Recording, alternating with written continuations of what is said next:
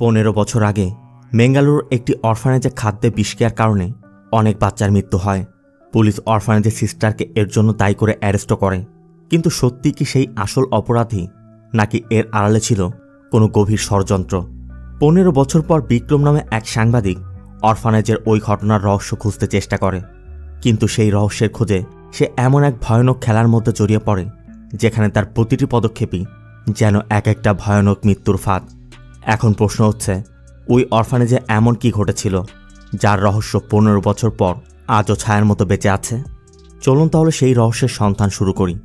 Hello friends, this is প্লাবন and welcome to প্লাবন world. বলছি কন্নড় ভাষায় সদ্য মুক্তি পাওয়া মিস্ট্রি, সাসপেন্স আর টুইস্টে ভরা মুভি নিমিত্ত মাত্রর কথা। সাল 2008, বেঙ্গালুরু শহর। সময়টা মধ্যরাত, রাস্তাঘাটও প্রায় নিস্তব্ধ। এর মধ্যে কোনো এক ব্যক্তি কয়েকজন অনাথ শিশুকে নিয়ে একটি অরফানেজে আসে। অনিতা নামে এই সিস্টার এই অরফানেজের ইনচার্জ। লোকটি সিস্টারকে অনুরোধ করছিল এই বাচ্চাগুলোকে তার অরফানেজে রাখতে। অনিতা বোঝানোর চেষ্টা করে যে অরফানেজে আগে থেকেই অনেক শিশু রয়েছে, অতিরিক্ত বাচ্চাদের সে কোথায় রাখবে, জায়গা হবে না। কিন্তু তারপরও ওই লোকটি অনিতার হাতে পায়ে ধরে অনুরোধ করে যে এদের কেউ নেই, কোনোভাবে এদের একটু জায়গা দিন। তাই লোকটির আকুতি দেখে অনিতা ওই বাচ্চাদেরকে তার অরফানেজে জায়গা দেয়। আর এরপরই ওই লোকটি তার চোখের জল মুছে সেখান থেকে চলে যায়। তবে লোকটি যখন চলে যাচ্ছিল, ওই বাচ্চাদের ভিতর থেকে একটি বাচ্চা বারবার ফিরে ফিরে ওই লোকটিকে দেখছিল। এখান থেকে সিন চলে যায় 1 মাস পর। সেন্ট ম্যারি অরফানেজের সামনে অনেক সাংবাদিক ভিড় করেছে। মূলত খাবার পানিতে পয়জন মিস করার কারণে অনেক বাচ্চা মারা গিয়েছে। আর এই বাচ্চাদের মৃত্যুর জন্য দায়ী করে সিস্টার অনিতাকে পুলিশ অ্যারেস্ট করে। তবে অনিতাকে যখন নিয়ে যাওয়া হচ্ছিল, অনিতা লক্ষ্য করে 1 মাস আগে যে বাচ্চাগুলোকে সে জায়গা দিয়েছিল ওই বাচ্চাগুলি শুধুমাত্র বেঁচে আছে, বাকি সবাই মারা গেছে। এখান থেকে সিন চলে যায় এই ঘটনার 15 বছর পর, বেঙ্গালুরু শহর। আমাদের বিক্রম নামে এক সাংবাদিককে দেখানো হয়। বিক্রম কোনো একটি আর্টিকেল নিয়ে কাজ করছে। সামনে বিক্রম ওই আর্টিকেলটি পাবলিশ করার চিন্তা করছে, কিন্তু বিক্রম একটি দ্বিধায় ভুগছে। বিক্রম চিন্তা করছে, বিক্রম যে ইনসিডেন্টের উপর আর্টিকেলটি লিখেছে সে কি ভালোভাবে সেটা জাস্টিফাই করে দেখেছে? এই জন্য এই আর্টিকেলটি প্রকাশ করবে কি করবে না বিক্রম বুঝতে পারছিল না।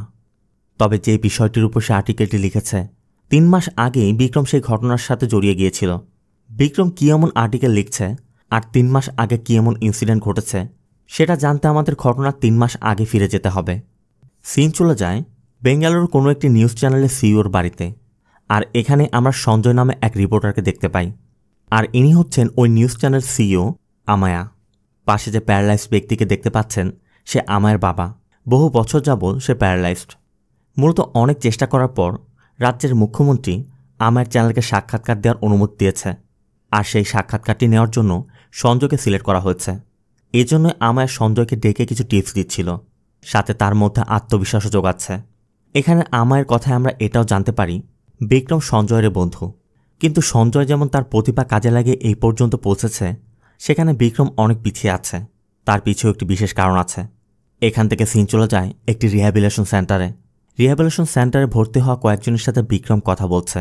মূলত এখানে যারা রয়েছে তারা নিজেদের জীবন সম্পর্কে গল্প বলছিল। মানে তারা কিভাবে তাদের এই মাদকের সাথে জড়িয়ে গিয়েছিল, কিভাবে তারা নিজেদের পরিবর্তন করার চেষ্টা করেছে, এই সব কিছু। বিক্রম তখন জানায় তার পরিবারই ছিল তার জন্য সব কিছু। কিন্তু হঠাৎ করে তার বাবা মা মারা যাওয়ার পর বিক্রম কী করবে কিছুই বুঝে উঠতে না পেরে ড্রাগ অ্যাডিক্ট হয়ে পড়ে। আর ওই সময় ড্রাগের নেশায় বিক্রমের যে একমাত্র ছোট বোনটি ছিল, বিক্রম তার বোনেরও দেখভাল করতে পারেনি। তবে বিক্রমের ছোট বোন পূজা বিক্রমকে পরিবর্তন করার জন্য এই রিহ্যাবিলিটেশন সেন্টারে ভর্তি করিয়েছে। গত 3 মাস যাবৎ বিক্রম এখানে আসছে। এমনকি গত 1 মাস যাবৎ বিক্রম আবারও তার চাকরিতে যোগদান করেছে। বিক্রম এখন একদমই অ্যাডিকশন মুক্ত হয়ে গেছে। অন্যদিকে সঞ্জয় রাজ্যের মুখ্যমন্ত্রী ইন্টারভিউ নিচ্ছে। মুখ্যমন্ত্রী তখন তার রাজ্যকে টেররিস্ট মুক্ত রাখার প্রতিশ্রুতি দিচ্ছিল। কিন্তু সঞ্জয় জানতে চায় রাজ্যের মানুষ তো এখন টেররিস্ট নিয়ে ভয় পাচ্ছে না। রাজ্যের মানুষ এখন সিরিয়াল কিলারদের ভয়ে আছে, কারণ রাজ্যে বেশ কিছু জায়গায় সিরিয়াল কিলিংয়ের ঘটনাও ঘটছে। এই বিষয়ে আপনি কি বলবেন? তবে মুখ্যমন্ত্রী জানায় এই বিষয়টা আমরা নজরে রেখেছি। এর জন্য আমাদের একজন স্পেশাল অফিসারকে আমরা অ্যাপয়েন্টও করেছি। আর ইনি হচ্ছেন সেই special officer inspector Firoz. Scene চলে যা পরবর্তী দিন। বিক্রম অফিসে এসেই সঞ্জয় সেই ইন্টারভিউটি দেখছিল। এর মধ্যে সঞ্জয় এসে বিক্রমকে বলছে, এভাবে আর কতদিন তো ইন্টারভিউ দেখবি, নিজেকেও তো ইন্টারভিউ নিতে হবে। আর এতদিন পর কাজে যোগদান করে তুই যদি লেট করে আসিস তাহলে কিভাবে চলবে? তুই আমার বন্ধু বলে তোকে আমি এভাবে কতদিন প্রোটেক্ট করব? বিক্রম তখন কথা দেয় যে এখন থেকে আর এমনটা হবে না, তোর জন্য অন্তত আমি কাজে মনোযোগ দেব।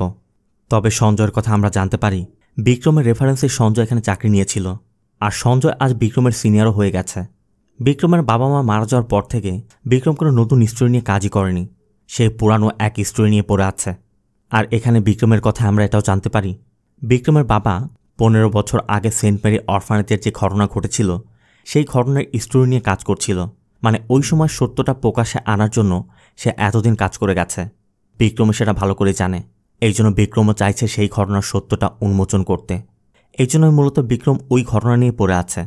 এমনকি বিক্রম মনে করছে ওই ঘটনার সত্য উন্মোচন করলে তার বাবার আত্মা হয়তো শান্তি পাবে। সঞ্জয় বোঝানোর চেষ্টা করে এইভাবে চলতে থাকলে তোর রেপুটেশন থাকবে না, চাকরি হারাবি। বিক্রমের কথা আমি রেপুটেশনের জন্য জার্নালিজম করি না, আমি সত্য উন্মোচন করতে করি। আর ওই ঘটনার সত্যতা উন্মোচন করতে বিক্রমকে যা কিছু করতে হয় বিক্রম করবে। সঞ্জয় বিক্রমকে বোঝানোর চেষ্টা করে পুলিশ তো আসল অপরাধীকে ধরতে পেরেছে, তাহলে তুই কেন ওই ঘটনার পিছে লেগে আছিস? বিক্রম তখন ওই সময়কে একটি ফটো দেখায় যেখানে বাচ্চাগুলোর বডি একটি লাইনে পাওয়া গিয়েছিল। বিক্রমের কথা এটা একটা প্যাটার্ন। সঞ্জয় বলে এটা তো কোইন্সিডেন্সও হতে পারে, কিন্তু বিক্রম বলে পুলিশ বা কোর্ট এই বিষয়টি কখনোই যাচাই করে দেখেনি, কারণ ওদের পোস্টমর্টম রিপোর্ট লক্ষ্য করলে দেখা যায় মৃত্যুর পূর্বে ওদের ব্রেন ডেড হয়েছিল। সঞ্জয়ের কথা পয়জনের কারণেও তো হতে পারে। তবে বিক্রম এই বিষয়টি মানতে পারছে না, এত বড় একটি ঘটনা ঘটল, পোস্টমর্টম রিপোর্টও এগুলো আসলো, এই বিষয়টি কারো নজর আসলো না। আর সিস্টার অনিতাই যে ওই বাচ্চাদের খুন করেছে এটা বিক্রম কিছুতেই বিশ্বাস করতে চাইছে না। বিক্রম ভালো মতোই বুঝতে পারছে এই কেসের পিছনে বড় কোনো রহস্য লুকিয়ে আছে, আর সেই রহস্য উন্মোচন করতে হলে তাকে সেই রহস্যের গভীরে ডুব দিতে হবে। বিক্রম যখন এই রহস্য উন্মোচন করতে উঠে পড়ে লাগবে, ঠিক তখনই বিক্রমের জীবনে এমন একটি ঘটনা ঘটে যায় যেটা তার জীবনটা একদমই পরিবর্তন করে দেয়। বিক্রমের একমাত্র ছোট বোন পূজা, যার জন্য বিক্রম আবার নতুন জীবনে ফিরে এসেছিল, সেই পূজার মৃত্যু হয়। পূজার মৃত্যুটাকে পুলিশ আত্মহনন দেখিয়ে কেসটি ক্লোজ করার চেষ্টা করছিল, কিন্তু বিক্রমের কথা ও কখনোই আত্মহনন করতে পারে না, ওকে খুন করা হয়েছে। ও তো একদমই হাসি খুশি ছিল, কেন এটা করতে যাবে? সঞ্জয় বলে আমি পূজার ক্লোজ ফ্রেন্ডের সাথেও কথা বলেছি, ও বলেছে পূজার এমনটা করার পিছিয়ে কোনো কারণই নেই। পূজার বন্ধুদের সাথে অনেক ভালো সম্পর্ক ছিল, রিসেন্টলি চাকরি হয়েছিল, তাহলে পূজা কেন এটা করতে যাবে? নিশ্চয় এর পিছনে অন্য কোনো কিছু লুকিয়ে আছে। সঞ্জয় পূজার যে বান্ধবীর কথা বলছে তার নাম অনন্যা, আর এখানে আমরা এটাও জানতে পারি অনন্যা বিক্রমেরই গার্লফ্রেন্ড। পূজায় একদিন অনন্যাকে বিক্রমের সাথে পরিচয় করে দিয়েছিল, এরপরে আস্তে আস্তে দুজনের রিলেশনটা হয়েছিল। এরপর বিক্রম অনন্যার সাথে দেখা করে এবং অনন্যার কাছে জানতে চায় পূজা ইদানিং কী করছিল, কার সাথে দেখা করত, কার সাথে কথা বলতো। অনন্যা জানায় পূজা সবসময়ই পূজার জীবনের সব কিছু অনন্যার সাথে শেয়ার করত, পূজার বয়ফ্রেন্ডের বিষয়েও শেয়ার করেছিল। তবে বিক্রমও এই প্রথম জানতে পারল পূজার কোনো বয়ফ্রেন্ড ছিল। তবে বয়ফ্রেন্ডের বিষয়টি জানার পর বিক্রম পূজার বয়ফ্রেন্ডের সাথে দেখা করে, সেও জানায় তাদের মধ্যে এমন কোনো ইস্যুই হয়নি, তাদের সব কিছু ঠিকঠাকই চলছিল। পূজার এটা করার তো কোনো কারণই নেই। রোহিত বিক্রমকে পূজার একটি ভিডিও দেখায় যেটি পূজা বিক্রমের জন্য রেকর্ড করেছিল। পূজা ওই ভিডিওতে বলছিল ছোটবেলায় তাদের বাবা মা তাদেরকে বিচে নিয়ে যেত, পূজাও বিচে যেতে খুবই পছন্দ করত। পূজা চাচ্ছিল বিক্রম যেন খুব দ্রুত ভালো হয়ে পূজাকে সেই বিচের পাড়ে নিয়ে যায়। তবে পূজার ওই ভিডিওটি দেখার পর বিক্রম তার দাড়ি কামিয়ে আবার আগের মতো হয়ে যায় যেমনটা সে আগে ছিল। তবে এরপর একদিন সকালে থানা থেকে কল করে জানানো হয় পুলিশ পূজার খুনি সন্দেহ করে পূজার বয়ফ্রেন্ড রোহিতকে অ্যারেস্ট করেছে। তাই শোনামাত্রই বিক্রম থানায় গিয়ে ইন্সপেক্টর ফিরোজের সাথে কথা বলে। ফিরোজও জানায় যে সময় তোমার বোনের খুন হয়েছিল ওই সময় তোমার বোন ফোনে ওর সাথে কথা বলছিল, এই জন্য রোহিতকে পূজার খুনের সাসপেক্ট হিসেবে অ্যারেস্ট করা হয়েছে। আর এরপরই রোহিত বিক্রমকে জানায় পূজার মৃত্যুর আগে পূজার সাথে রোহিতের ফোনে কথা হচ্ছিল, তবে কোনো একটি কারণে পূজা পরে ফোন করবে বলে কল কেটে দিয়েছিল। রোহিতের কথা এরপর কি হয়েছিল আমি কিছুই জানি না। এরপর থানা থেকে ফিরতেই বিক্রম অনন্যার সাথে দেখা করে, আর অনন্যাও তখন জানায় পূজা মাঝে মধ্যেই তাকে বলতো কোনো একটি ছেলে সবসময় পূজাকে ফলো করে। পূজা ভেবেছিল ওই ছেলে হয়তোবা পূজাকে পছন্দ করে। অনন্যার ধারণা ওই ছেলেটি হয়তোবা পূজার খুনের সাথে ইনভলভ থাকতে পারে। বিক্রম জানতে চায় পূজা কখনো ওই ছেলের সাথে কথা বলেছিল। অনন্যা বলে পূজা ওই ছেলের উপর অনেক ইরিটেট হয়ে একদিন ছেলেটিকে সবার সামনে অনেক বকেছিল, এমনকি পুলিশে কমপ্লেন করা ভয়ও দেখিয়েছিল। তবে পূজার বিষয় এই সব কিছু জানার পর বিক্রমের এখন মনে হচ্ছে সে হয়তোবা তার বোনের সম্পর্কে না কোনো অচেনা ব্যক্তির সম্পর্কে জানছে, কারণ বিক্রম যদি সময় করে পূজার সাথে কথা বলতো তাহলে বিক্রম আগে থেকেই সব কিছু জানতে পারত।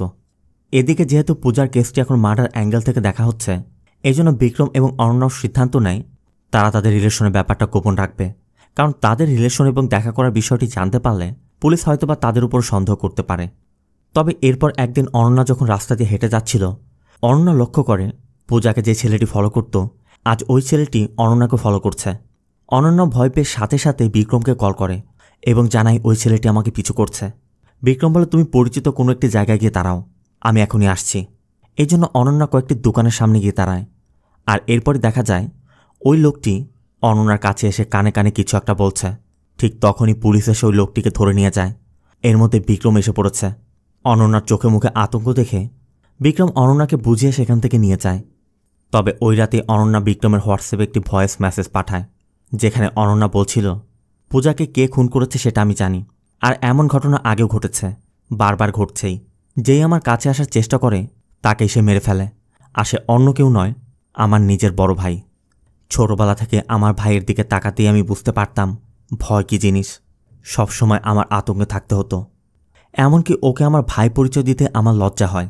ও আমার ভাই না, ও আমার শত্রু, আর ওকে আমি নিজ হাতে মারব।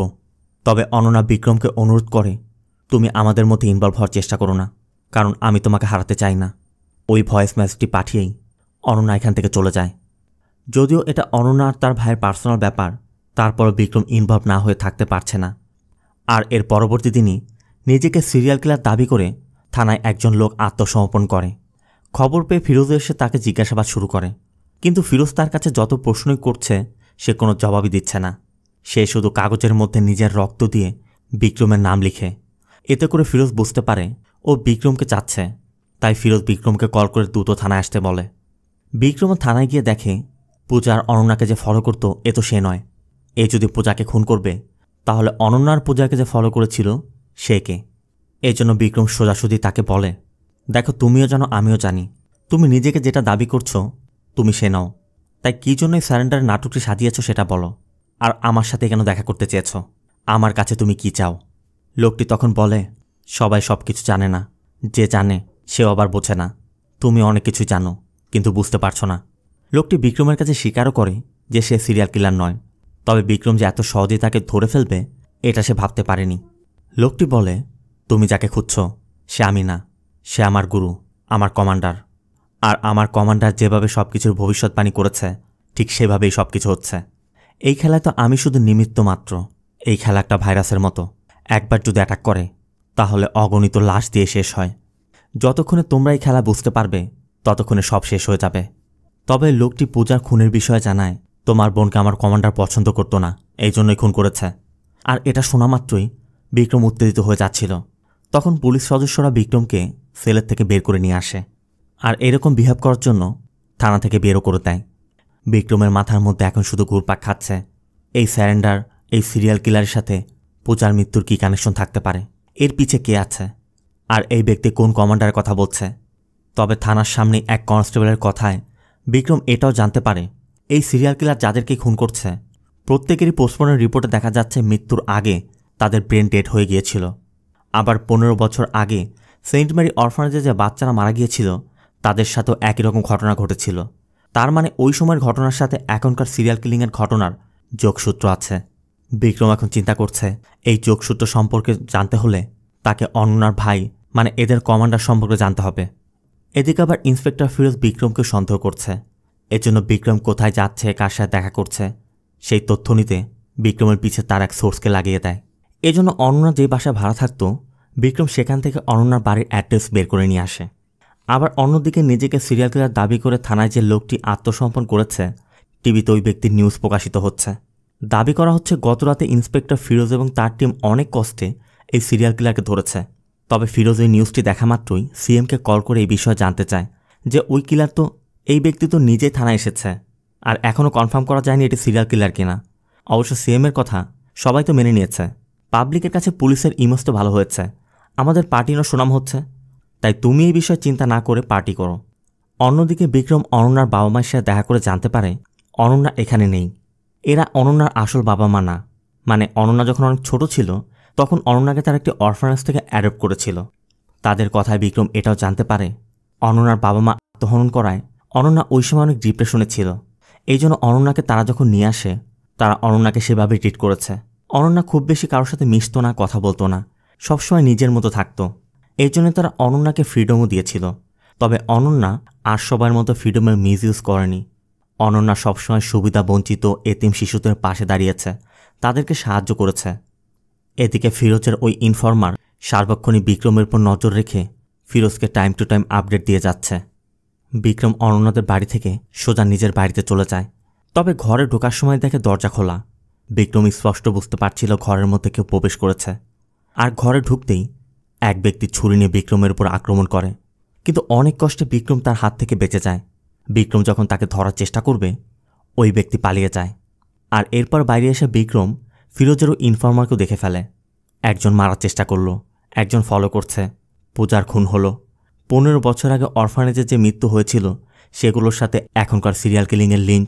বিক্রম বুঝতেই পারছে না এগুলো কি হচ্ছে। তবে এরপরই এমন একটি ঘটনা ঘটে যেটা কেউ কল্পনা করেনি। মেঙ্গালুরুতে কোনো এক পুলিশ স্টেশনে আরও এক ব্যক্তি নিজেকে সিরিয়াল কিলার দাবি করে স্যারেন্ডার করে বসে। আর এই খবরটি নিউজে আসা মাত্রই পুরো শহরে তোলপাড় বেঁধে যায়। তাহলে আসল সিরিয়াল কিলার কে? সাথে সাথে পুলিশের ঊর্ধ্বতন কর্মকর্তা ফিরোজকে কল করে বলে দেয়, যত দ্রুত সম্ভব কেসটি ক্লোজ করার চেষ্টা করো।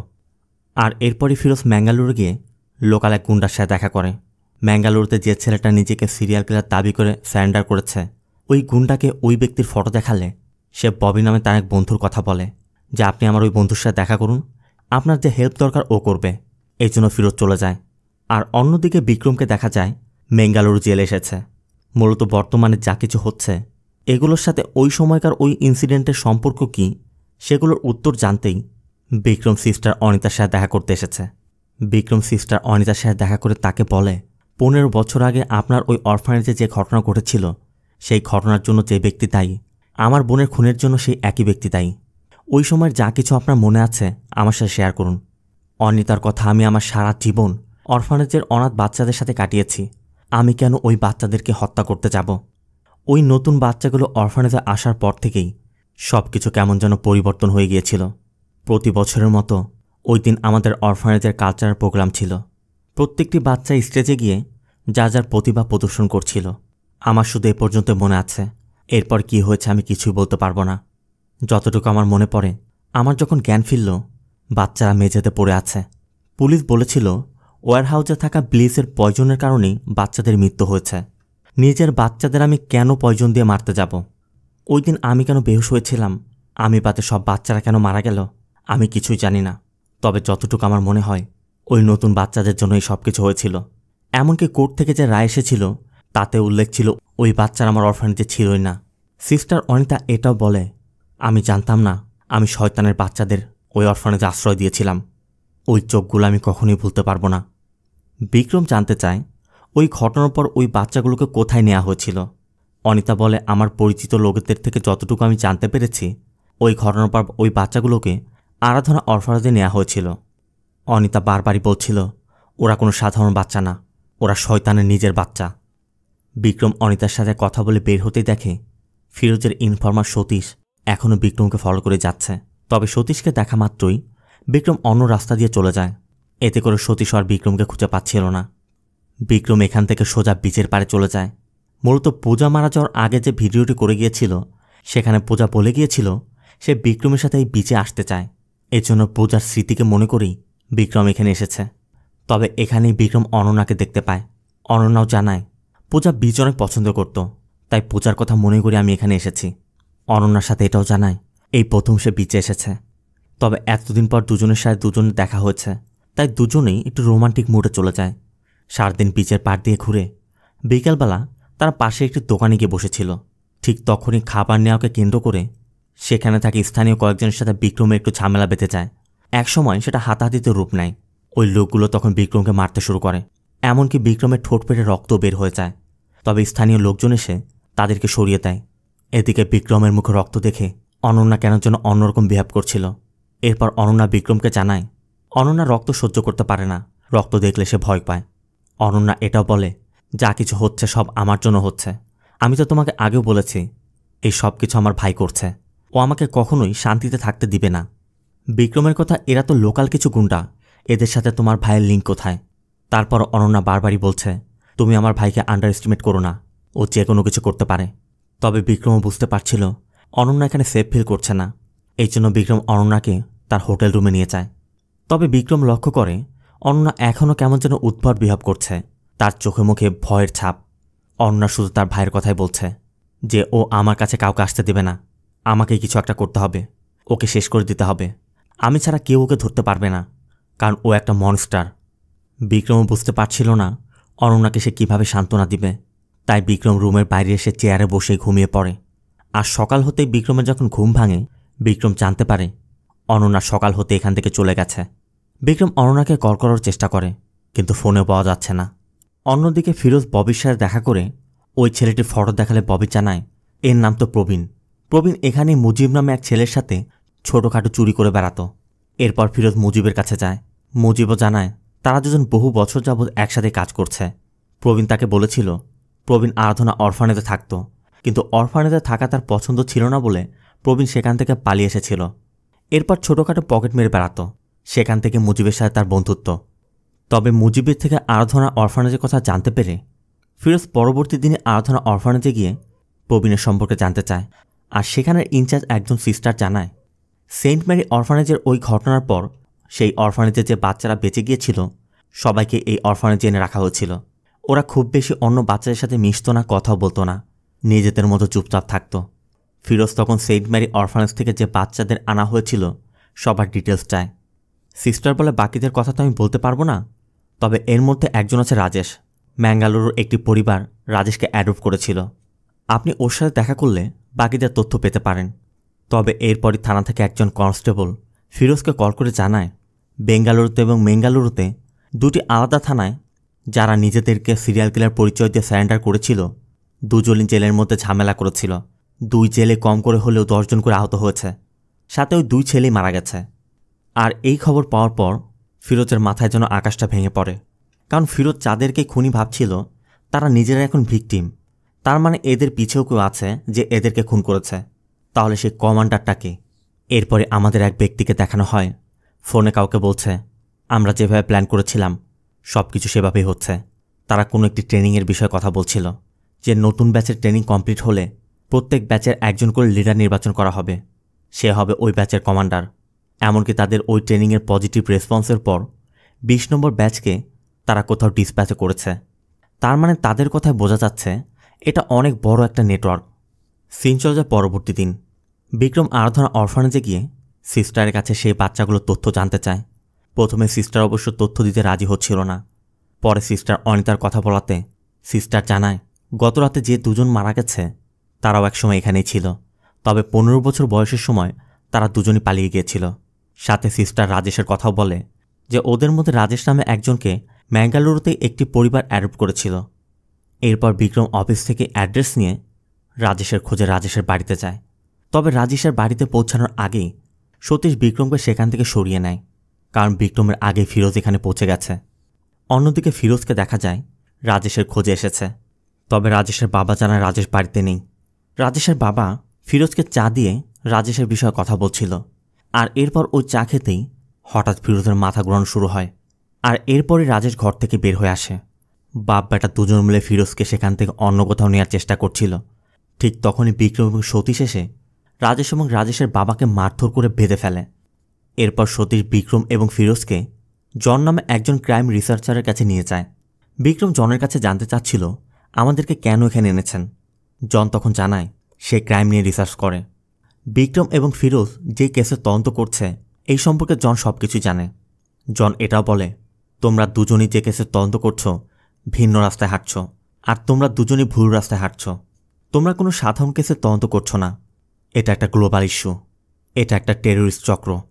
ফিরোজের কথা যদি টেরোরিস্টই হতো তাহলে আমাদের সেন্ট্রাল ইন্টেলিজেন্স আমাদেরকে সেই তথ্য দিত। এটা সাধারণ মার্ডারের ঘটনা। জনের কথা আমি তোমার সেই ইন্টেলিজেন্স, আমি তোমাদের তথ্য দিচ্ছি। আমি আমার নিজের জীবনের রিস্ক নিয়ে তোমাদেরকে গোপন একটি তথ্য দিচ্ছি। তোমরা হয়তো এ পর্যন্ত অনেক রকমের টেরোরিস্টের কথা শুনেছ, কিন্তু আজ আমি যে টেরোরিস্টের কথা বলবো সে ব্যাপারে কখনোই শুনুনি। এরা হচ্ছে সেলফ রিভলভিং টেরোরিস্ট। জন বলে অনেক বছর আগে দ্বিতীয় বিশ্বযুদ্ধের পর আমেরিকা এবং রাশিয়া যখন যুদ্ধে লিপ্ত ছিল তখন একদল আরেক দলকে হারানোর জন্য গোপনে বিভিন্ন ধরনের এক্সপেরিমেন্ট চালিয়েছে। তার মধ্যে বিশেষ একটি এক্সপেরিমেন্ট ছিল মাইন্ড কন্ট্রোল এক্সপেরিমেন্ট। এই এক্সপেরিমেন্টের জন্য হাই আইকিউওয়ালা বাচ্চাদেরকে বেছে নেওয়া হতো।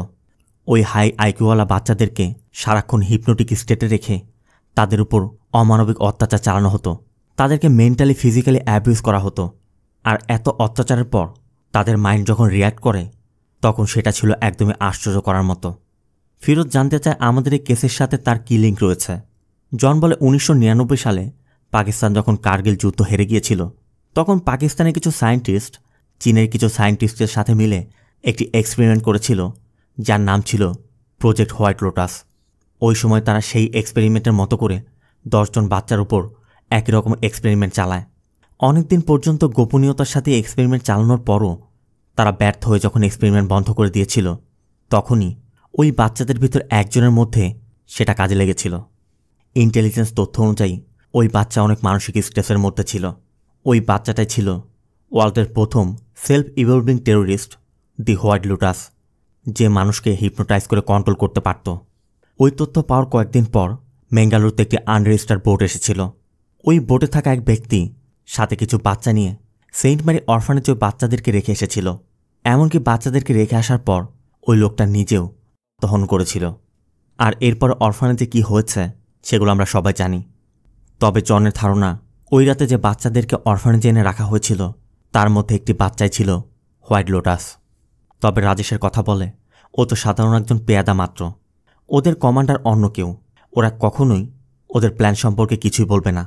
জন এবং ফিরোজকে সাবধান করতে বলে, যতটুকু আমার মনে হয় ওই সময় অরফানেজের ঘটনা, শহরের হওয়া সিরিয়াল কিলিং, সম্প্রতি জেলে যে ঘটনা ঘটেছে, এই সব কিছুর পিছনে ইন্টারলিঙ্ক আছে।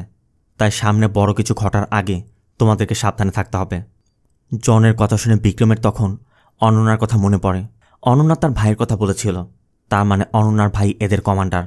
আর এজন্য অনন্যা বারবার বলছিল তার ভাইকে আটকাতে হলে তাকে মেরে ফেলতে হবে। তবে জনের থেকে এই সব কিছু জানার পর রাজেশের সাথে ওই সময় এই অরফানেজে আর কে কে ছিল সেই তথ্য জানতে ফিরোজরা ওই অরফানেজে গিয়ে সেখানে রেকর্ড রুম তল্লাশি শুরু করে। তবে সিস্টার বলছিল এত পুরনো তথ্য এখানে পাবেন না, তবে আমাদের অরফানেজের মালিক পক্ষের কাছে তার কপি থাকে, সেখানে গেলে হয়তো বা পাবেন। ফিরোজ জানতে চায় মালিককে। সিস্টার জানা ভি নিউজ কোম্পানির মালিক মিস্টার আমায়া, মানে যে আমায়াকে আমরা প্রথমে দেখেছিলাম। তবে আমায়ের বিষয়ে জানার পরই নিউজে দেখা যায় গতকাল রাতে আমাদের বাড়িতে কেউ হামলা করে আমায়ের বাবা কুলকার্নিকে খুন করেছে। আমায়াও বাধা দেওয়ার চেষ্টা করায় আমায়াকেও তারা আহত করেছে। আমা এখন হসপিটালে। অন্যদিকে বিক্রম বিচের পাড়ে গিয়ে অনন্যাকে দেখতে পায় আর অনন্যার কাছে জানতে চায় তোমার ভাইয়ের নাম কি, তাকে কোথায় পাওয়া যাবে। অনন্যা তখনও বারবার বলছে ওকে আমি মেরে ফেলব, ওর মৃত্যু আমার হাতে লেখা। বিক্রম অনন্যার কাছে জানতে চায় তোমার ভাই যদি ওই অরফানেজে থাকবে নিশ্চয়ই তোমার ভাইয়ের সাথে তুমিও ছিলে। তবে অনন্যা কোনো কথা বলছিল না। ঠিক তখনই অনন্যার ফোনে আমায়ের কল আসে আর আমায়ের নাম দেখে বিক্রম অনন্যার কাছে জানতে চায় আমায়া কেন তোমাকে কল করছে। তবে অনন্যা উত্তর দেওয়ার আগেই অনন্যা বেহুশ হয়ে যায়। এই জন্য বিক্রম অনন্যাকে হসপিটালে নিয়ে যায়। এদিকে ফিরোজ বারবার বিক্রমকে কল করে যাচ্ছে, কিন্তু বিক্রম অনন্যাকে নিয়ে চিন্তিত, এই জন্য ফিরোজের কল রিসিভ করছে না। এর মধ্যে ডক্টর চেক আপ করতে আসলে বিক্রম ডক্টরের কাছে জানতে চায় ওর কী হয়েছে। ডক্টর বলে স্ট্রেসের কারণে ব্লাড প্রেশার বেড়ে গিয়ে মাথা ঘুরিয়ে হয়তো পড়ে গেছে। যতটুকু মনে হয় কম ঘুমের কারণে হয়েছে, ঠিক মতো না ঘুমালে আরও বেশি কমপ্লিকেটেড হতে পারে, এই জন্য আপাতত করে রেস্টে রাখতে হবে। ডক্টর চলে যেতে বিক্রমও পাশের চেয়ারের উপর একটু রেস্ট করছিল। তবে পরবর্তী দিন সকাল হতেই বিক্রম ঘুম থেকে উঠেই দেখে অনন্যা হসপিটাল থেকে চলে গেছে। অন্যদিকে আমায়ের বাবার মৃত্যুর ঘটনাকে তদন্ত করতে গিয়ে ফিরোজ আমায়ের বাড়ির কাজের লোক, ড্রাইভার সবার স্টেটমেন্ট নেয় এবং তাদের স্টেটমেন্টের ভিত্তিতে ফিরোজের মনের মধ্যে একটু সন্দেহ সৃষ্টি হচ্ছে। কারণ আমায়ের বাবার উপর যখন অ্যাটাক করা হয়েছিল ওই সময় বাড়ির কাজের লোক কেউই বাড়িতে ছিল না, শুধুমাত্র আমায়া সেখানে ছিল। এই জন্য ফিরোজ আমায়ের স্টেটমেন্ট নিতে চায়। আমায়া তখন বাচ্চাদের সাথে খেলা করছিল। সবেমাত্র বাবা মারা গিয়েছে, কিন্তু আমায়ের মুড দেখে মনেই হচ্ছে না তার মনের মধ্যে বিন্দু মাত্র শোক রয়েছে। তবে ফিরোজ আমায়ের কাছে অরফানেজের মিসিং ডকুমেন্টগুলো চায়, মানে ওই বাচ্চাদের। আমায় বল ঠিক আছে, ওই ডকুমেন্টসগুলো আমি পৌঁছে দেব। এই জন্য ফিরোজ চলে যায়। তবে ফিরোজ এখান থেকে ফিরেই অনন্যাকে ওই দিন যে ব্যক্তি ফলো করছিল তাকে জিজ্ঞাসাবাদের ভিডিওটি দেখে। তবে ওই ব্যক্তিকে পূজার বিষয়ে জানতে চাইলে সে বলছিল পূজা নামে আমি কাউকে চিনি না। আর অনন্যার বিষয়ে জানতে চাইলে সে বলে তাকে যে কাজ দেয়া হয়েছিল সে সেটাই করেছে। আর এই সব কিছুই তাদের কমান্ডার তাকে দিয়ে করিয়েছে। এমনকি লোকটি এটাও বলে, আমি তো এই খেলায় নিমিত্ত মাত্র, এই খেলা ভাইরাসের মতো ছড়িয়ে গেছে, আপনারা কেউই আর বন্ধ করতে পারবেন না। আবার একই কথা ওই ব্যক্তিও বলেছিল যে নিজেকে সিরিয়াল কিলার দাবি করে থানায় এসে স্যারেন্ডার করেছিল। দুজনের স্টেটমেন্ট হুবহু মিলে যাচ্ছে। আবার ওই দিনের পর রাজেশকেও জনের বাড়িতে রেখে এসেছিল। তাই ফিরোজ জনকে কল করে রাজেশের সাথে কথা বলে এবং জানতে চায়, তোর কমান্ডারকে সত্যি করে বল। রাজেশও ঠিক একই রকম উত্তর দেয় যেমনটা ওই দুজন বলেছিল, আমি তো এই খেলায় নিমিত্ত মাত্র। তবে এরপরে মাস্ক পরিহিত কয়েকটি ছেলে এসে জনের লোকেদেরকে মেরে রাজেশকে মুক্ত করে নিয়ে যায়। তবে বিক্রম গোপনে রাজেশের বাড়ির উপর নজর রাখছিল, তাই ওই লোকগুলো রাজেশকে ড্রপ করে দেওয়া মাত্রই রাজেশ কয়েকটি বাচ্চাদেরকে অন্য একজনের কাছে হ্যান্ডওভার করে। সিন চলে যায় রাতে। জন ফিরোজকেও কল করে জানায় ওরা রাজেশের সাথে সাথে এই কেস নিয়ে জন যে রিসার্চ করেছিল সকল ডকুমেন্টসও নিয়ে গেছে। ফিরোজ জানতে চায়, যারা আপনার উপর অ্যাটাক করেছিল তাদের কারোর চেহারা বা কোনো কিছু মনে আছে? জন তখন বলে, আমি একজনের হাতে বড় একটি ট্যাটু দেখেছি। জন তখন গুগল করে ঠিক ওইরকম একটি ট্যাটুর ফটো ফিরোজকে পাঠিয়ে দেয়। ফিরোজেরও তখন মনে পড়ে ফিরোজ যেদিন আমায়ের সাথে কথা বলছিল ওই সময় আমায়ের এক লোকের হাতে ফিরোজ একই রকম ট্যাটু দেখেছিল। তবে কনফার্ম করার জন্য ফিরোজ আমায়ের বাড়ির কাজের লোককে কল করে এবং তার থেকে জানতে পারে আমায় কুলকার্নির ছেলে না। কুলকার্নি 15 বছর আগে আমাকে কোনো একটা অরফানেজ থেকে অ্যাডপ্ট করে এনেছিল। ফিরোজেরও তখন জনের কথা মনে পড়ে। জন বলেছিল ওই বাচ্চাদের মধ্যে কেউ একজন হোয়াইট লোটাস। তার মানে আমায় কি ওই হোয়াইট লোটাস? অন্যদিকে বিক্রমের কারকে ফলো করে একটি বাড়িতে পৌঁছে যায় আর এরপরই দেখে এটা অন্য কেউ নয়, আমায়া। এবং আমায়া অননার সাথে দেখা করছে। আর আমায়া সেখান থেকে চলে যাওয়া মাত্রই বিক্রম অননার সাথে দেখা করে জানতে চায়, আমাই তাহলে তোমার ভাই? সত্যিটা আমাকে বলো। তখনও অনন্যা বারবার বলছে, তুমি বুঝতে চেষ্টা করছো না কেন? তোমার আমার রাস্তা সম্পূর্ণ আলাদা। তবে অনন্যা কোনো উত্তর না দিয়ে চলে যায়। আর এর পরবর্তী দিনই জানা যায় আমাদের শুধু নিউজ কোম্পানি না, আমাদের একটি কেমিক্যাল কোম্পানিও আছে।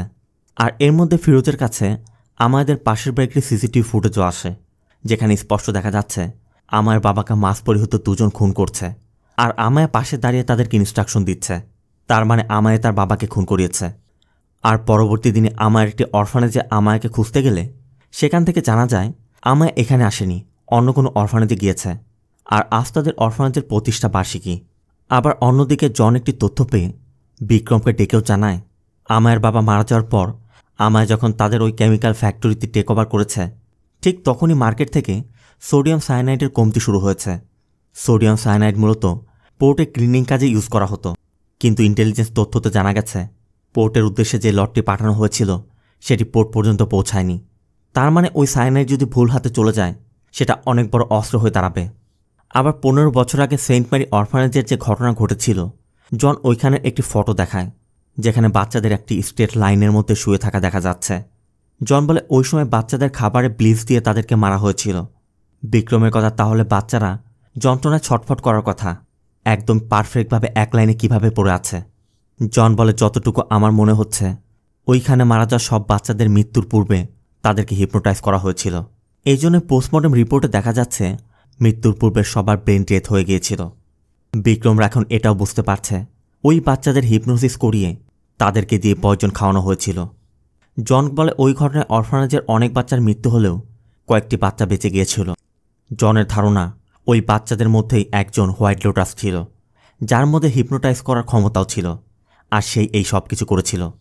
আবার এ পর্যন্ত যা তথ্য প্রমাণ পাওয়া গেছে সব কিছু আমায়ের দিকে ইঙ্গিত দিচ্ছে। তাই বিক্রমরা ধারণা করে আমায় হয়তোবা ওই হোয়াইট লোটাস। তবে কথার মধ্যেই বিক্রমের কাছে একটি কল আসে। বিক্রম সাথে সাথে জেলে ছুটে যায়। সেখানে গিয়ে জানতে পারে অনিতা অসুস্থ। এই জন্য অনিতা বিক্রমের সাথে দেখা করতে চেয়েছে। অনিতা বিক্রমকে জানায় ওই ঘটনার 1 সপ্তাহ আগে তাদের ওয়্যারহাউজের মধ্যে নতুন আসা ওই বাচ্চাদেরকে দেখতে পেয়েছিল। মূলত ওই রুমের মধ্যেই ব্লিচগুলো রাখা ছিল যেগুলো 1 সপ্তাহ পর বাচ্চারা খেয়েছিল। অনিতা বলে ওই চোখ আমি এখন পর্যন্ত ভুলতে পারিনি। বিক্রম জানতে চায় ওই দিন আপনি কার চোখ দেখেছিলেন, মনে করার চেষ্টা করুন। অন্যদিকে আরেকটি ঘটনা ঘটে যায়। আমার ফার্ম হাউসের মধ্যে আমার ডেড বডি পাওয়া যায়, এমনকি সব সাইন বলছে সে আত্মহনন করেছে। এদিকে অনিতার সাথে দেখা করে ফিরে বিক্রম ফিরোজকে কল করে ওই সায়ানাইডের বিষয়টি বলে যে আমাদের কেমিক্যাল ফ্যাক্টরি গোডাউন থেকে বিপুল পরিমাণ সায়ানাইড গায়েব হয়ে গেছে। 15 বছর আগে যে ঘটনা ঘটেছিল ওই সময় বাচ্চাদের ব্লিচের কারণে মৃত্যু হয়েছিল, আবার ওই দিন সেখানে প্রোগ্রাম চলছিল।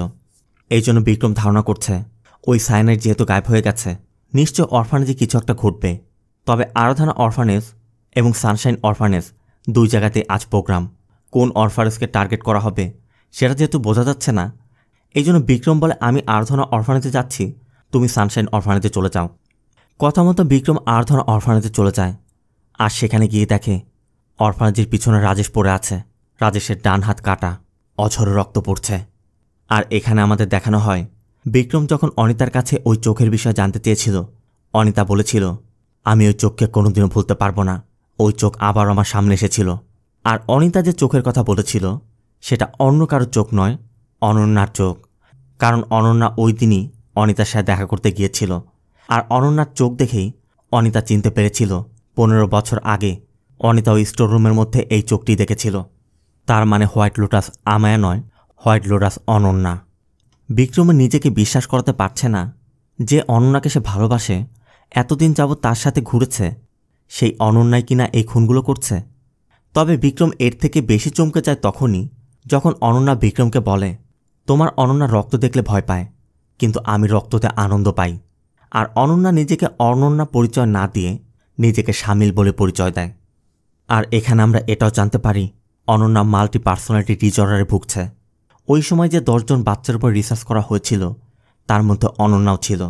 ওই সময় এক্সপেরিমেন্টের জন্য তাদের উপর যে অমানবিক নির্যাতন করা হয়েছিল, সেই নির্যাতন থেকেই অনন্যার মধ্যে শামিল পার্সোনালিটির জন্ম নিয়েছিল, যেই পার্সোনালিটি হিপনোটাইজ করতে পারত। মানে অনন্যা হোয়াইট লোটাস না, হোয়াইট লোটাস হচ্ছে অনন্যার মধ্যে তৈরি হওয়া শামিল পার্সোনালিটি। আর এই শামিল পার্সোনালিটি ওই দিন অরফানেজের বাচ্চাদেরকে হিপনোটাইজ করে তাদেরকে ব্লিচ মেশানো পানি খাইয়ে খুন করেছিল। এমনকি অনন্যার উপর যখন এক্সপেরিমেন্ট চালানো হচ্ছিল, কখন যে অনন্যার মধ্যে হোয়াইট লোটাসের জন্ম হয়েছিল সেটা ওই সায়েন্টিস্টরা বুঝতে পারেনি। তাই অনন্যার মধ্যে থাকা শামিল ওই সময় তাদেরকে হিপনোটাইজ করে তাদেরকে খুন করে সেখান থেকে চলে এসেছিল। তবে এরপরে অনন্যার মধ্যে থাকা শামিল চরিত্রটি বিক্রমকে আক্রমণ করে। তবে যখনই পার্সোনালিটি পরিবর্তন হয়, মানে একসময় অনন্যার চরিত্র আসে, তখন সে বিক্রমকে বাঁচানোর চেষ্টা করে। আবার যখন শামিলের পার্সোনালিটি চলে আসে তখন বিক্রমকে মারার চেষ্টা করে। তবে বিক্রম বারবার জানতে চাইছে, আমার বোন পূজা কী দোষ করেছিল, পূজাকে কেন খুন করেছিস? তখন অনন্যার মধ্যে থাকা শামিল পার্সোনালিটি জানায়, পূজা নিজেও একজন খুনি, পূজা ওই সময় প্রেগনেন্ট ছিল। আর পূজা সেই বিষয়টি অনন্যার সাথে শেয়ার করে পূজার অ্যাবর্শনও করিয়েছিল। অনন্যাকে তার বাবা মা শুধুমাত্র কিছু টাকার জন্যে ওই সায়েন্টিস্টদের কাছে এক্সপেরিমেন্টের জন্য বিক্রি করেছিল। সেখানে পূজা তার বাচ্চাকে খুন করেছে। এর জন্যই মূলত অনন্যার মধ্যে থাকা শামিল চরিত্রটি পূজাকে হিপনোটাইজ করে নিজেকে শেষ করাতে বাধ্য করেছে। শামিলের কথা, আমার পথে যেই বাধা সৃষ্টি করবে তাকেই মরতে হবে। এখানে আমাদের এটাও দেখানো হয় শামিল বিভিন্ন সময় বিক্রমকে মারার চেষ্টা করিয়েছে। মানে বিক্রমের সাথে যখন যে ঝামেলাগুলো হতো সব শামিলই তৈরি করত। শামিলই তাদেরকে হিপনোটাইজ করে সেই ঝামেলা তৈরি করাতো। এমনকি ওই দিন বিক্রমকে যে ব্যক্তি মারতে গিয়েছিল তাকেও সে হিপনোটাইজ করে পাঠিয়েছিল। তবে এত মানুষকে হিপনোটাইজ করতে পারলেও বিক্রমকে কেন আজ পর্যন্ত হিপনোটাইজ করতে পারেনি, তার কারণ হচ্ছে অনন্যা আর অনন্যার ভালোবাসা। শামিল যখনই বিক্রমকে হিপনোটাইজ করার চেষ্টা করেছে, অনন্যার জন্য কখনই করতে পারেনি। আর এই জন্য মূলত অনন্যা সবসময়ই বিক্রমকে তার থেকে দূরে থাকতে বলেছিল। এমনকি অনন্যা তার ভিতরে ওই চরিত্রকে তার ভাই পরিচয় দিয়েছিল এবং বলেছিল, আমাকেই ওকে খুন করতে হবে। এরপরে শামিল বিক্রমকে খুন করার চেষ্টা করে, কিন্তু অনন্যার পার্সোনালিটি তখনও শামিলের সাথে যুদ্ধ করে যাচ্ছে। অনন্যা বারবার বিক্রমকে বলছে, তুমি এখান থেকে চলে যাও, কিন্তু বিক্রম অনন্যাকে এই অবস্থায় ফেলে যাচ্ছে না। অনন্যাও শামিলের সাথে যুদ্ধ করেই যাচ্ছিল। ঠিক তখনই পুলিশ এসে অনন্যাকে অ্যারেস্ট করে নিয়ে যায়। আর এই পুরো ঘটনা নিয়েই বিক্রম ওই আর্টিকেল লিখেছে, যেটা 3 মাস আগে তার সাথে ঘটেছিল। অনন্যা কতটা বিপজ্জনক বিক্রম সেটাও জানে, তারপরও বিক্রম অনন্যাকে ভালোবাসে। এর মধ্যে জন কল করে। বিক্রম জনকে তার রিপোর্টে বিষয়টি বলে যে সামনের সপ্তাহে আমি পাবলিশ করতে যাচ্ছি। ওই দিন আপনার দেওয়া তথ্য মতো যদি আমরা 2 লোড সায়ানাইড উদ্ধার করতে না পারতাম তাহলে অনেক মানুষের মৃত্যু হতো। আর এটা শুনেই জন বলে, ইন্টেলিজেন্সের তথ্য মতে 15 লোড সায়ানাইড গায়েব হয়েছিল, তোমরা শুধুমাত্র 2 লোড পেয়েছ, বাকি 13 লোড কোথায় গেল? আর এর পরবর্তী দিনে নিউজে আসে পুনের একটি অরফানেজে সায়ানাইড খেয়ে 100 জন বাচ্চার মৃত্যু হয়েছে, ঠিক একইভাবে যেভাবে 15 বছর আগে বেঙ্গালুরুতে হয়েছিল।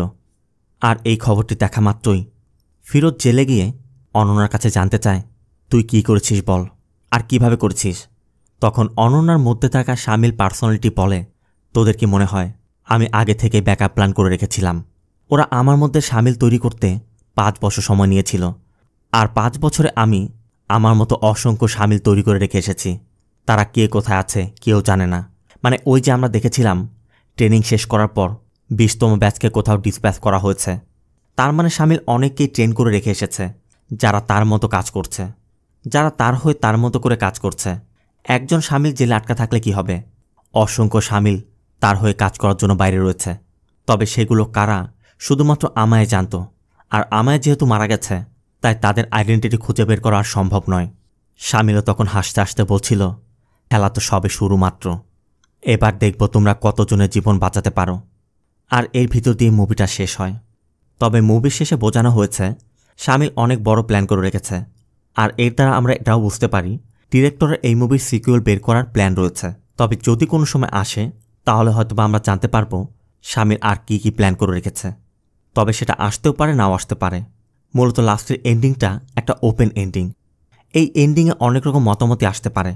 তবে আপনার মতামত আপনি কমেন্টে জানাবেন।